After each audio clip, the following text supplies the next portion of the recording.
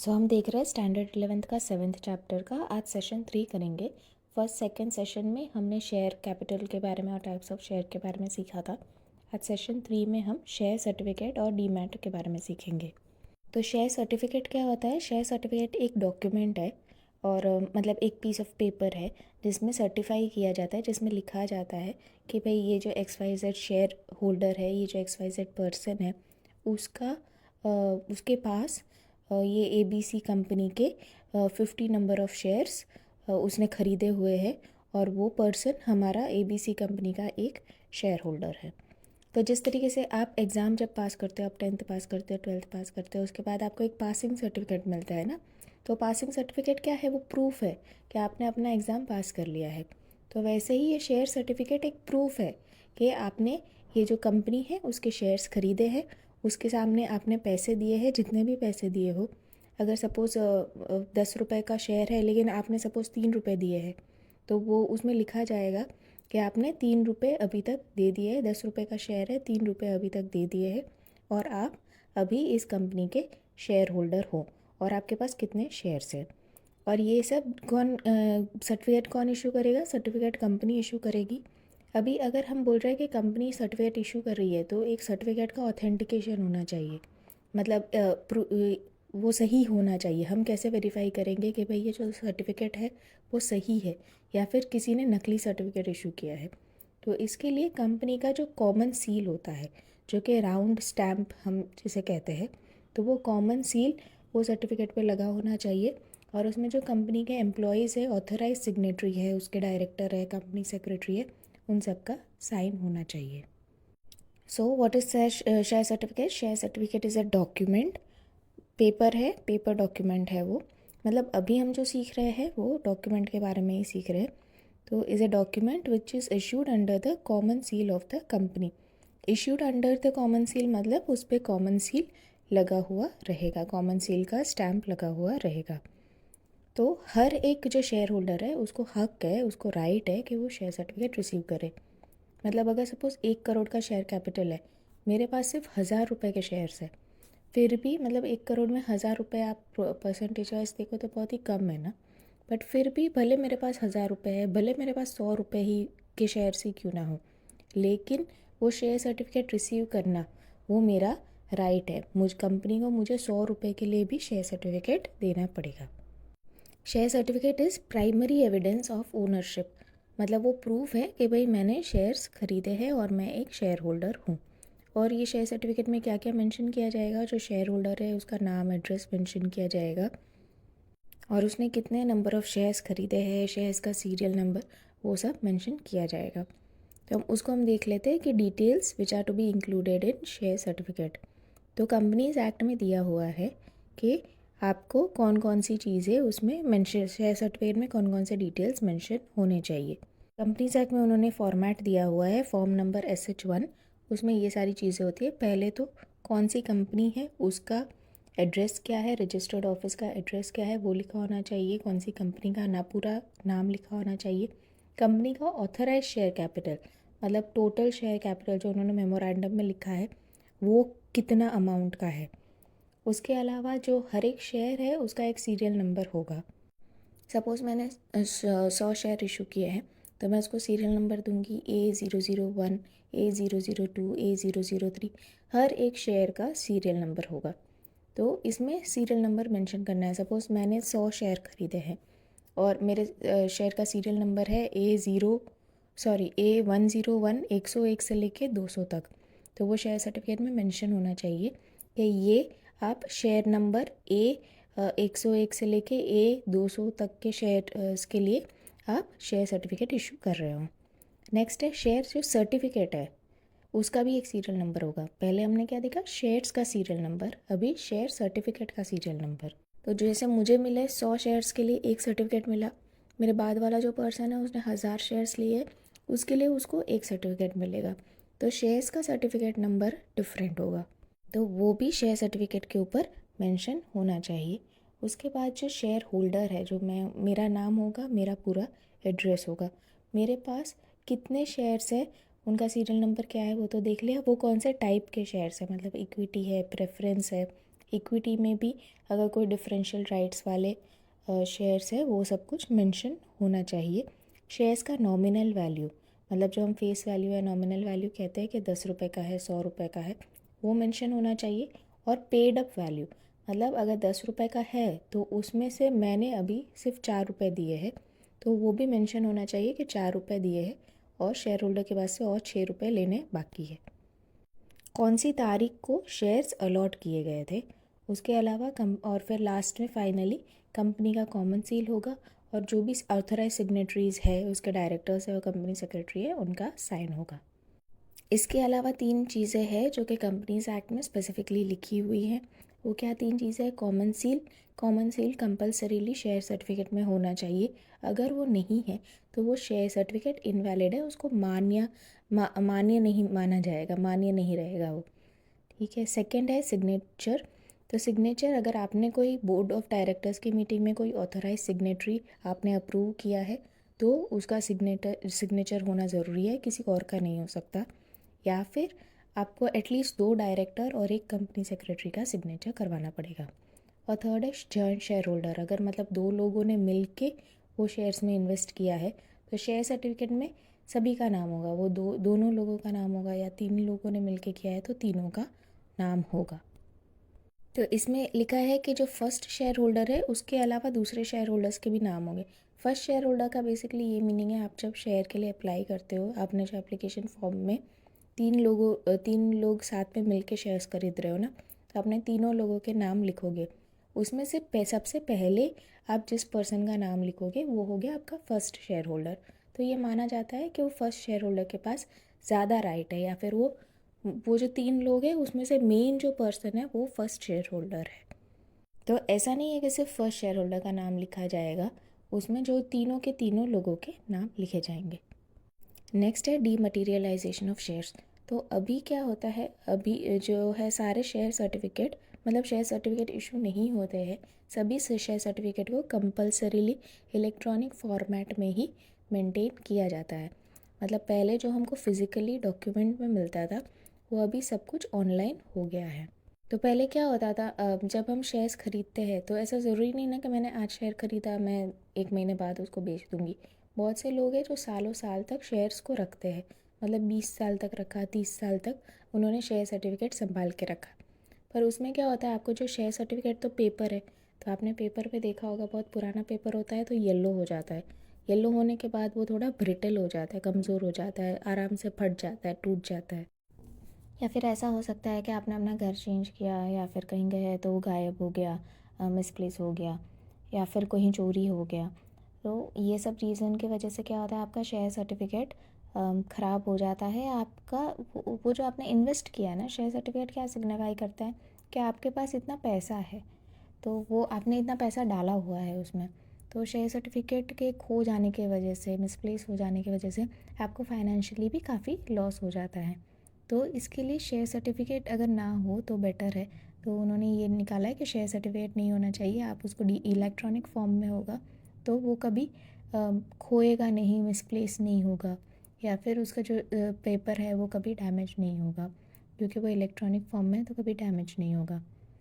कभी कभी ये भी होता है कि भाई शेयर सर्टिफिकेट में जो सिग्नेटरीज़ है, किसी ने नकली शेयर सर्टिफिकेट इशू कर दिया, पैसा ले लिया आपके पास से और शेयर सर्टिफिकेट नकली इशू कर दिया, नकली सिग्नेचर कर लिया।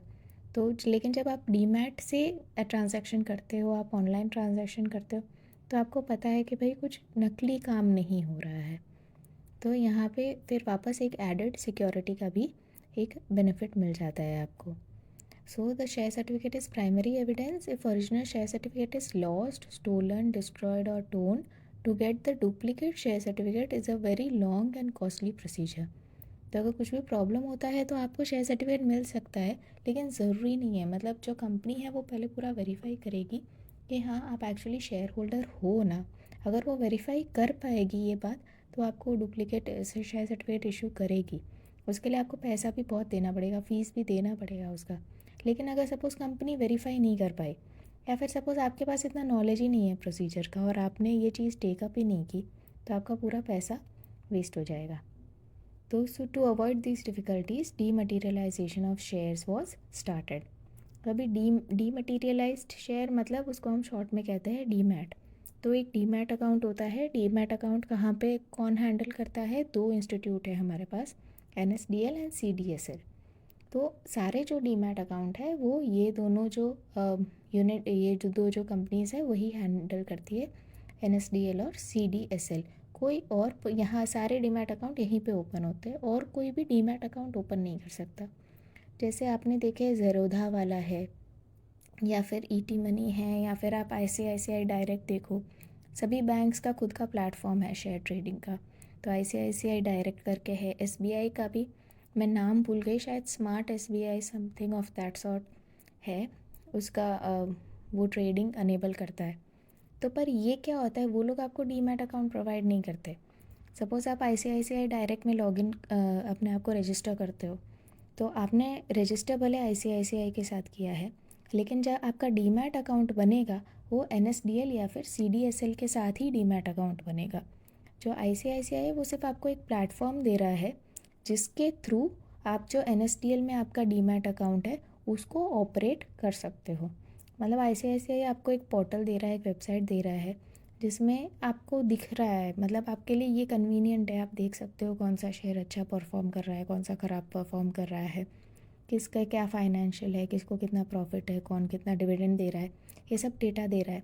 और आपको एक प्लेटफॉर्म दे रहा है कि आप तुरंत से उसको सेल कर सकते हो, परचेस ऑर्डर दे सकते हो, सेल का ऑर्डर दे सकते हो। पर जो फाइनल ट्रांजैक्शन होता है जो आपके डीमैट अकाउंट में, वो डीमैट अकाउंट NSDL या फिर CDSL में ही मेंटेन होता है। पहले डीमटेरियलाइजेशन या डीमैट का मीनिंग देख लेते हैं। Dematerialization of share is a procedure where share holder transfers physical form of share certificate into electronical format. मतलब आपके फिजिकल शेयर सर्टिफिकेट इलेक्ट्रॉनिक हो जाएंगे। For that investor has to open demat account with depository participant. Depository participant आपके कौन है? NSDL and CDSL है। तो ये कब शुरू हुआ था?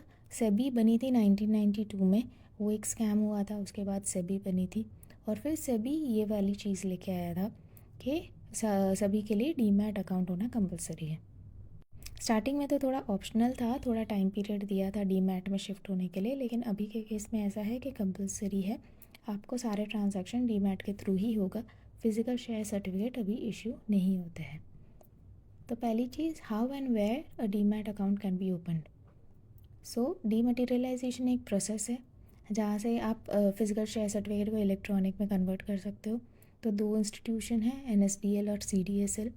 यहाँ पे आप डीमैट अकाउंट ओपन कर सकते हैं। इसके लिए आपको क्या करना पड़ेगा, कोई भी गवर्नमेंट बैंक, जैसे मैंने SBI का बोला तो SBI का स्मार्ट SBI समथिंग है, सभी बैंक जो है, पंजाब नेशनल बैंक हो, UTI हो, सभी बैंक ने अपने खुद के ट्रेडिंग पोर्टल्स ओपन कर के रखे हैं। तो आप गवर्नमेंट बैंक के पास जा सकते हो, प्राइवेट बैंक है जैसे ICICI, HDFC, उनके पास जा सकते हो, या फिर कोई अदर फाइनेंशियल इंस्टीट्यूट जैसे ज़ेरोधा है, ईटी मनी है, उनके पास जा सकते हो। वहाँ जाके एक एप्लीकेशन फॉर्म भरिए, अपने आप को रजिस्टर कीजिए, फिर ये सब जो लोग हैं उसके थ्रू आप डीमैट अकाउंट खोलिए। तो आपका डीमैट अकाउंट का पूरा डेटा कहाँ पे मेंटेन होगा? NSDL और CDSL में। और ये दोनों का रिस्पॉन्सिबिलिटी क्या है? To protect your shares, bonds and other securities. जो भी आप खरीद रहे हो उसका प्रोटेक्शन इन दोनों की रिस्पॉन्सिबिलिटी है। तो उसमें लाखों करोड़ों शेयर्स का ट्रांजैक्शन होता है, तो वो सब का जो डेटा है वो सब सिक्योरली इन दोनों यूनिट्स को, इन दोनों डिपॉजिटरी पार्टिसिपेंट को मेंटेन करना है। अगर किसी दिन इन दोनों को कुछ हो गया तो अपना जो इंडिया में जो लाखों करोड़ों लोग का लाखों करोड़ों रुपए जो इन्वेस्ट किए हुए हैं उस सब का डेटा गायब हो जाएगा, सबके पैसे गायब हो जाएंगे। तो ऐसा ना हो इसके लिए सिर्फ 2 लोगों को अपॉइंट किया गया है। ये राइट्स सभी को डीमैट अकाउंट के राइट्स नहीं दिए हुए हैं ताकि पैसे यहाँ वहाँ गायब ना हो जाए। सिर्फ 2 ही लोगों को ये अथॉरिटी दिया है और पूरा इंश्योर किया है कि वहाँ पे फुल सिक्योरिटी रहे। और आप जब गवर्नमेंट बैंक के पास, प्राइवेट बैंक के पास या किसी भी फाइनेंशियल इंस्टीट्यूट के पास अपना अकाउंट खोलने के लिए जाओगे तो क्या होगा, वो आपसे एक एप्लीकेशन फॉर्म, तो आपको क्या प्रोसीजर फॉलो करना है, पहले तो आपको एक एप्लीकेशन फॉर्म भरना है। एप्लीकेशन फॉर्म के साथ आपको अपना पैन कार्ड, अपना घर का रेजिडेंशियल प्रूफ, अपना ID प्रूफ, ये सारी चीज़ें, अपना पासपोर्ट साइज़ फ़ोटो, ये सारी चीज़ें अपलोड करनी है। उसके थोड़े टर्म्स एंड कंडीशन मानने हैं कि भाई मैं फ़ीस भर दूँगा, चार्जेस भर दूँगा, वो सारे टर्म्स एंड कंडीशन मान लेने हैं। तो उसके बाद आपका जो अकाउंट है वो ओपन हो जाएगा। अभी डीमैट अकाउंट में 4 टाइप के फ़ीसेस होते हैं। फर्स्ट है अकाउंट ओपनिंग। जब आप अकाउंट खोलोगे तब उनको थोड़ा प्रोसेसिंग करना पड़ेगा, तो वो अकाउंट ओपनिंग फ़ीस होगा या फिर प्रोसेसिंग फ़ीस के नाम से होगा। नेक्स्ट है एनुअल मेंटेनेंस फ़ीस। तो ये जो फर्स्ट है अकाउंट ओपनिंग, वो सिर्फ आपको पहली बार ही देना है। और फिर ये जो एनुअल मेंटेनेंस फ़ी है, ये एवरी साल आपके अकाउंट में से डिडक्ट होगा। मतलब आपको अपने अकाउंट में जो भी ये जो शेयर्स का अकाउंट है, हो सकता है आपने कोई शेयर्स आपको ख़रीदना है, तो अपने बैंक अकाउंट से ज़ेरोधा के अकाउंट में 10,000 रुपये डाल के रखे हैं, और फिर ये 10,000 रुपये का आप शेयर्स ख़रीदोगे।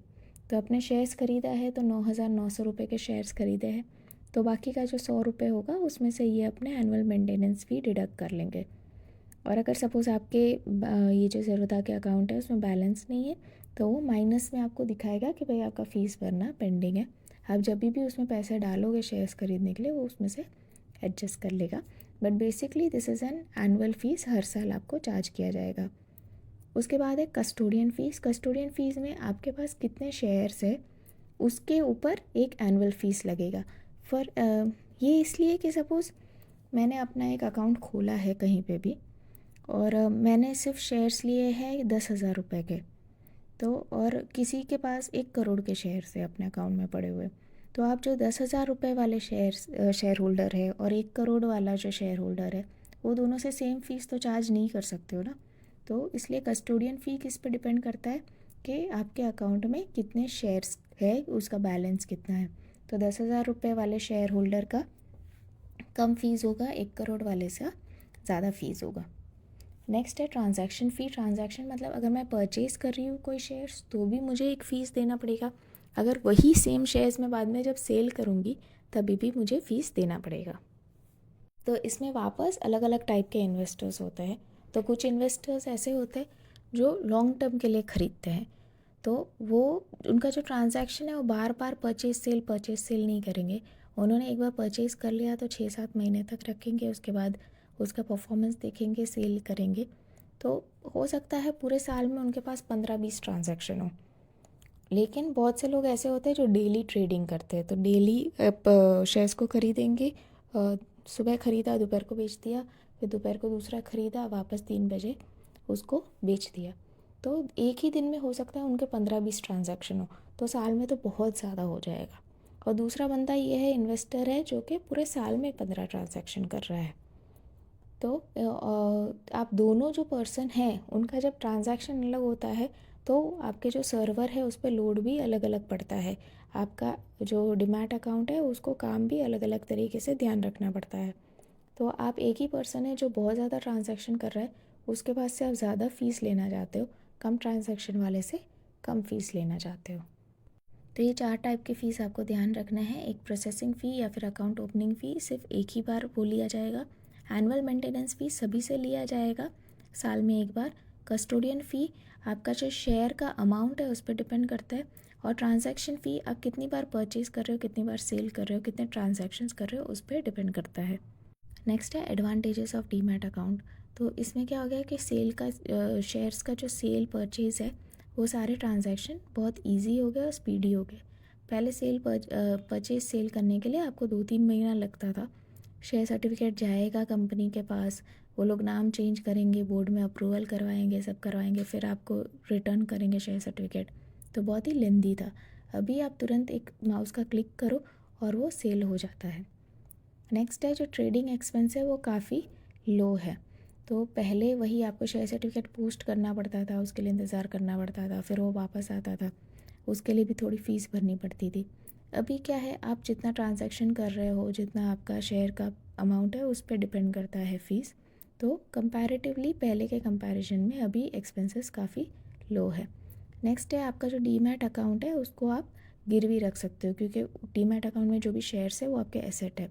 तो जिस तरीके से घर आपका एसेट है, आप गिरवी रखते हो, उस तरीके से डीमैट अकाउंट के जो शेयर्स है उसको भी आप गिरवी रख सकते हो और आपको लोन मिल सकता है।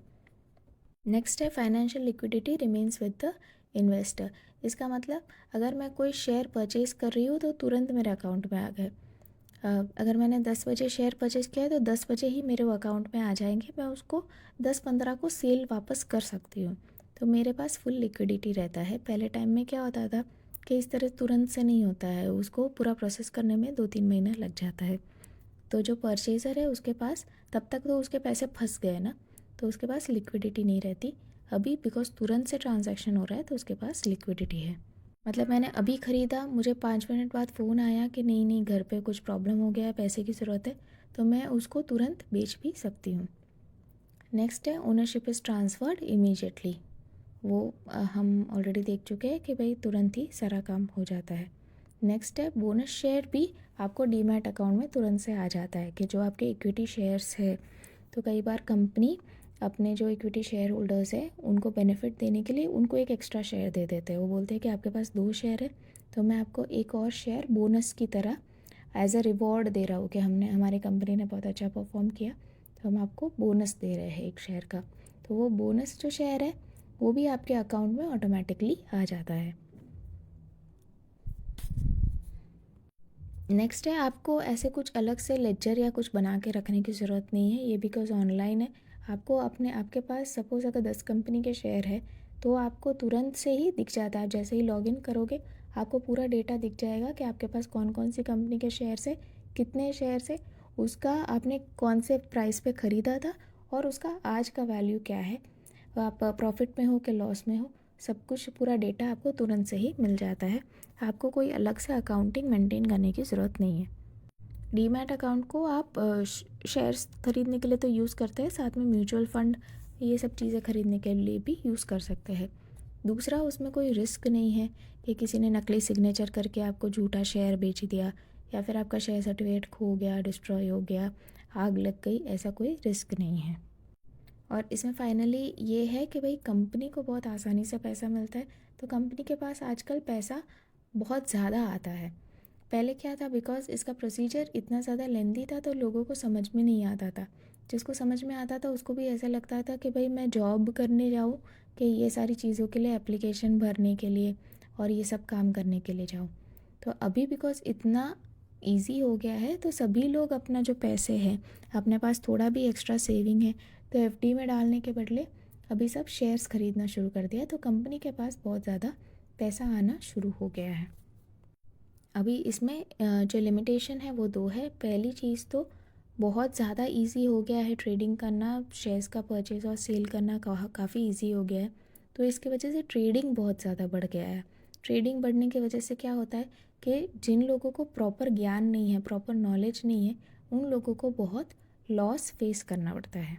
पहले क्या होता था, बिकॉज उसका जो प्रोसीजर है वो इतना कॉम्प्लिकेटेड होता था, तो ये मार्केट में वही लोग आते थे जो इनके पास प्रॉपर नॉलेज है। लेकिन अभी तो क्या है, इतना सिंपल हो गया है, तो जिसके पास प्रॉपर नॉलेज नहीं है वो भी आ जाते और फिर अल्टीमेटली उनको पर्सनल लाइफ में काफ़ी नुकसान हो जाता है। और सेकंड फिर ये है कि अगर कोई पर्सन बहुत ज़्यादा ट्रांजैक्शन कर रहा है तो उसके लिए उसको ये सस्ता पड़ेगा। उसको लगेगा कि ठीक है, मैंने एक बार प्रोसेसिंग फ़ी दे दिया, और जैसे एनुअल मेंटेनेंस फ़ी है, अगर कोई पर्सन ट्रेडिंग कर रहा है, वो दिन का 20 ट्रांजैक्शन कर रहा है, तो उसको भी एनुअल मेंटेनेंस फ़ी 500 रुपये ही लगेगा। लेकिन जो पर्सन साल का 20 ट्रांजैक्शन कर रहा है उसको भी 500 रुपये ही लगेगा। तो दोनों को एनुअल मेंटेनेंस फ़ीस सेम है, दोनों को प्रोसेसिंग फ़ीस सेम है। तो जो पर्सन कम ट्रांजैक्शन कर रहा है उसको लग सकता है कि भाई फ़ीस थोड़े ज़्यादा है, मुझे थोड़ा ज़्यादा महंगा पड़ रहा है। तो यही एक नुकसान है कि जो इन्वेस्टर है, जो शेयर मार्केट में ट्रांजैक्शन कम कर रहा है, उसको ये सारा जो चीज़ें हैं, जो सारे फ़ीस है, वो थोड़े कॉस्टली लग सकते हैं। तो इसके साथ हम थर्ड सेशन कंप्लीट करते हैं और हम नेक्स्ट सेशन में शेयर्स का इश्यू के बारे में देखेंगे कि कब प्रीमियम में इशू होता है और कब डिस्काउंट में इशू होता है। Thank you.